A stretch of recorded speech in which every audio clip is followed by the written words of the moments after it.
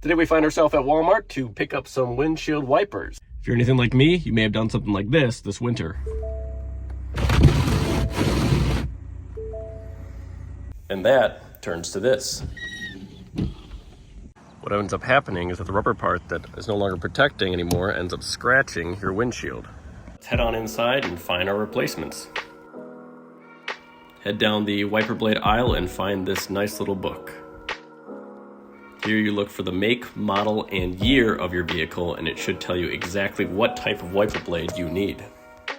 Match the numbers on the sheet to the numbers on the packaging and you're good to go. Take the new blade out of the packaging and get ready to disassemble the old blade. For this, just gently pull up on the wiper blade until it comes into a locked position. There should be a plastic tab underneath that you just have to push on, and that way you can loosen it so that you can pull it right out of the loop. Grab your new wiper blade and find the larger end and stick it over the loop so that the plastic part snaps right into place.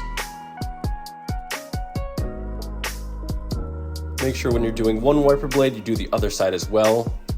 This way you're not doing it again in another couple of months. As you can see on this side, it's a lot quicker and easier. This one has a lot less wear and tear on it, so it pops out very quickly. Pull it off the same as the other one and grab your new one.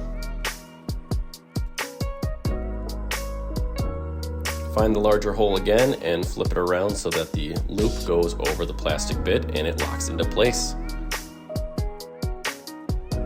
Flip it down and you are ready to roll.